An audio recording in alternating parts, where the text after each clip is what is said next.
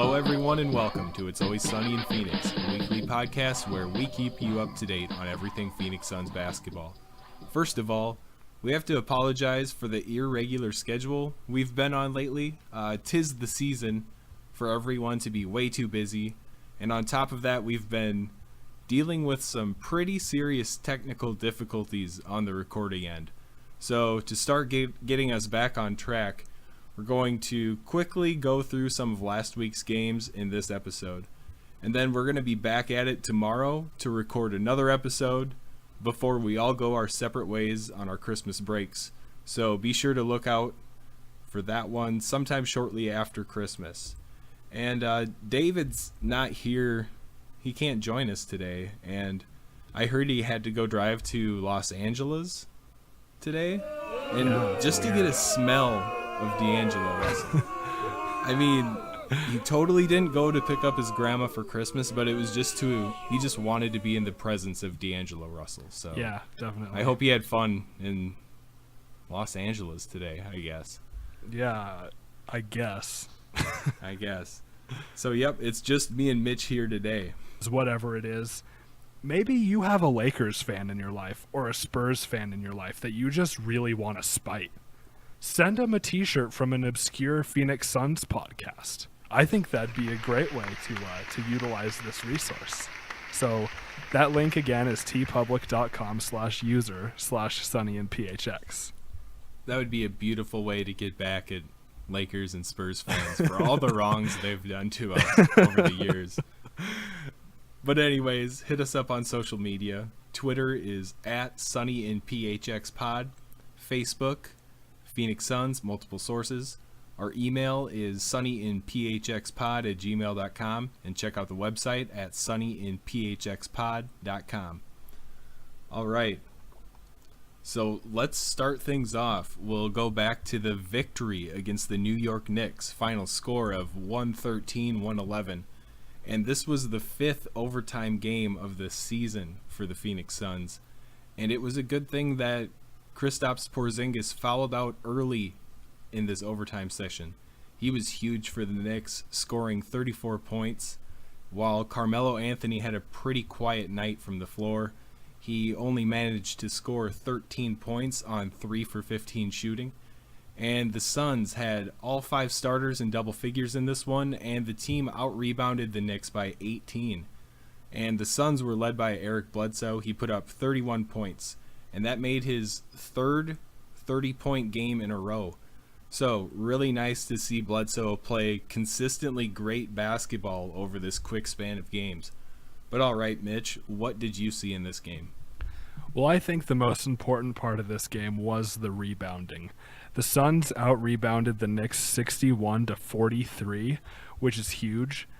Tyson Chandler, he led the way in that category as he had 23 rebounds, including 9 offensive rebounds.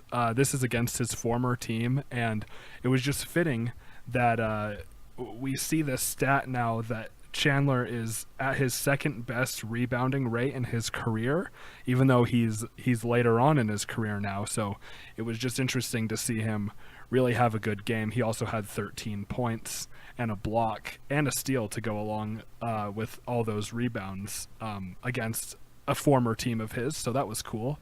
And then Marquise Chris, he also helped on the rebounding end with 12 rebounds, 8 on the defensive, 4 on the offensive end. And he had 14 points, but most of that damage came in the first half. He had a double-double in the first half. So it would be nice to see him continue that production throughout the game, but I'll take a double-double from Chris in his 31 minutes. Oh, yeah, double-double in that second quarter. That was great to see. Would have liked to see him keep it up through the whole game, but he's a rookie. We have to live with that for right now. Yeah, and a lot of this was because Alex Len was out with a hip injury, so that allowed Chris those extended minutes that a lot of people have been hoping for as well. So next up on our schedule was a game against the Spurs. It was a 107-92 loss. This was a tough game, but I see a lot of positives in it. I'll save those for the end, though.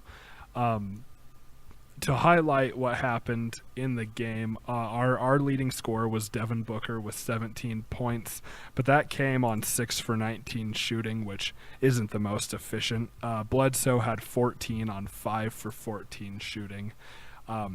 So that's also tough. The bench was pretty limited in this game. Brandon Knight led the bench scoring with 11, but that was on 2 for 7 shooting, and the majority of his points came on 7 for 8 from the free throw line. The Spurs are a great defensive team, and we know that. They're also very balanced. They had Pau Gasol and Kawhi Leonard with 18 points, and LaMarcus Aldridge was not far behind with 14. It's hard for a young team like the Suns to defend those three guys. They continue to be the Spurs, and they also shot really well from the free throw line, which was important. They were 24 for 26, while the Suns were 14 for 18. But the positive of this game is that for so long we've been calling for the Suns to put together 3 solid quarters of basketball. And they did that in this game, as the first 3 quarters went pretty well. But the fourth quarter is where things got tough. Absolutely. And one note of this, the Suns only had 13 turnovers in this game. So we saw the first 3 quarters. The Suns looked great. I think they were down just 3 points heading into that fourth quarter. And that's really what stuck out to me, was that fourth quarter. Suns gave up 33, and they only put up 21. And that really just let the Spurs run away with the game in a hurry. And like I said, the first half was solid. The third quarter was great. And like we've been saying on the show, now we just need to see all 4 quarters put together now. Not 2, not 3. We've been building up, but we need that fourth quarter in there too. And when that starts to happen, we'll see those W's start to pile in. And this could have been one of those games we snuck away from a veteran team that is better than us. I mean, this could have been one that we could sneak away, but we'll just have to see how things move on through the season here. And one thing, if you look at the box score for this one, everybody on the roster got in, even Jones Jr. It was just those garbage minutes, but we've been talking about this a bit on the show too, but when's the time going to be when Coach Watson lets these rookies free and just lets them get 20 minutes a game plus?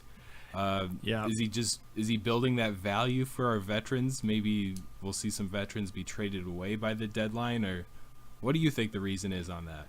I think it's that. I think that there is a trade in the works. In one of our preseason episodes, I mentioned that I didn't think there would be a trade, but as this season has progressed, I'm starting to change my tone on that. I'll admit, if a trade happens, that I was wrong for sure, but that looks like what's happening. I don't understand why PJ Tucker would be playing so many minutes at this point, and as great as Tyson Chandler has been, this sets him up so well to be a piece in a trade. I just think that's what it is, and the trade deadline is in roughly over 60 days now, as of December 22nd. So we have a couple more months of time for these guys to build their value a little bit.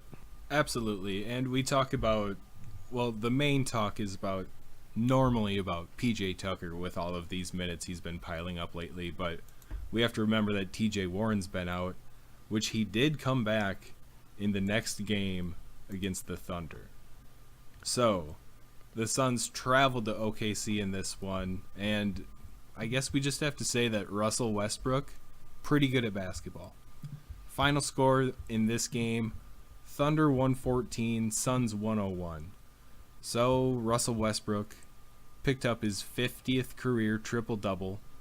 He had 26 points, a big 22 assists, and then 11 rebounds. So say what you want about the Thunder's style of basketball right now, but this guy, he's been a blast to watch so far this season.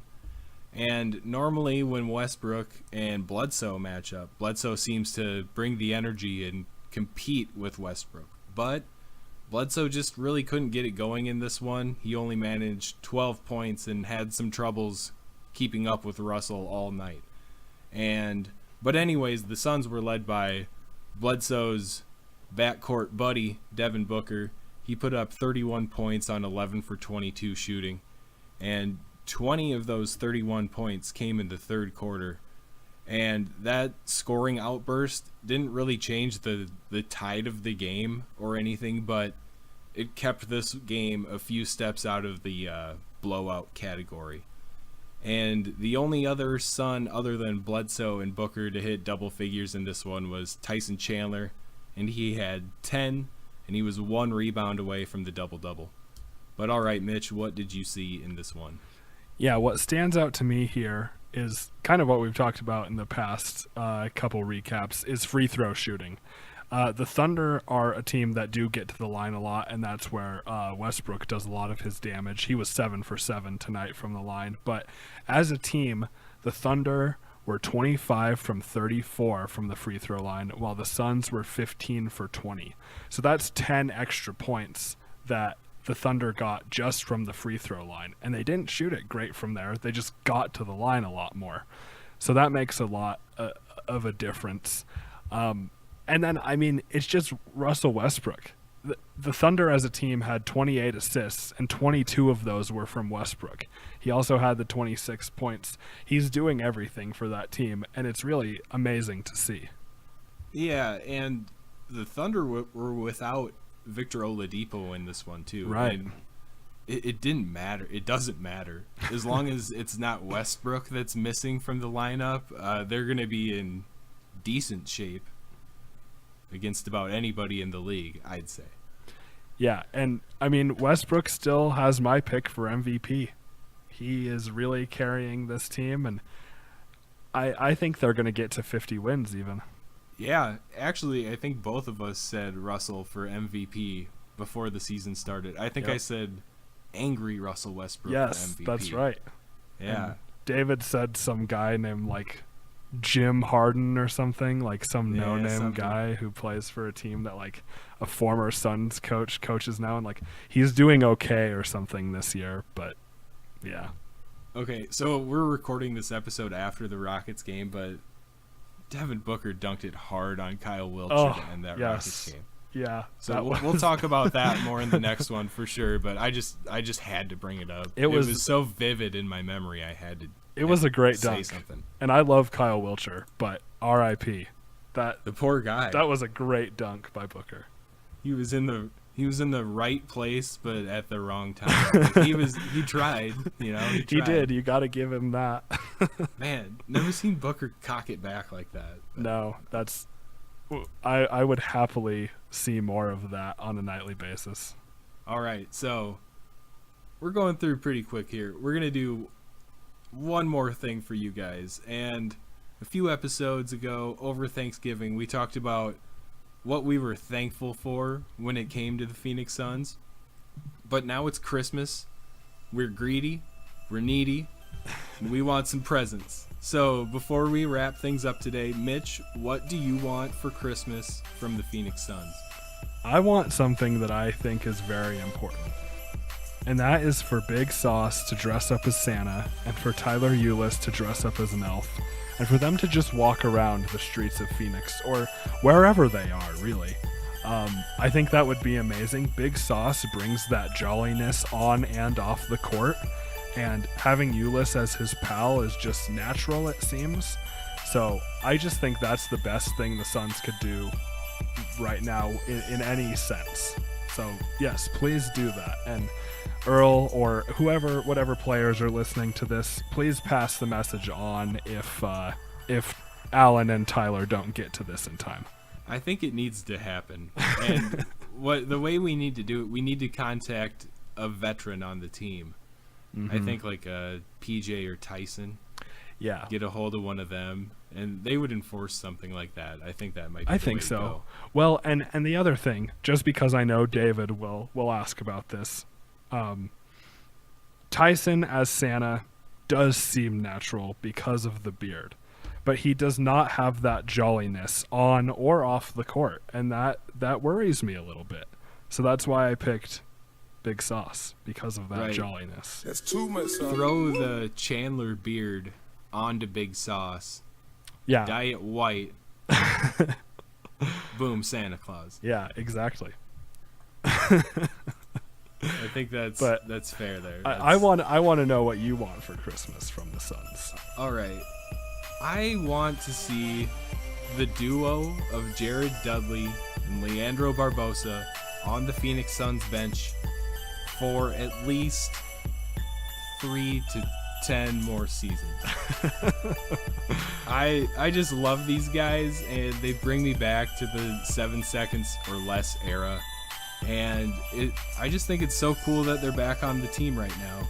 So even if Leandro Barbosa loses his superhuman speed, or Jared Dudley gets even a little bit more pudgier, I just want those two dudes on our bench for years to come. I think that would be a great Christmas present. Yeah, I definitely agree. It brings us back to a better time in Suns history.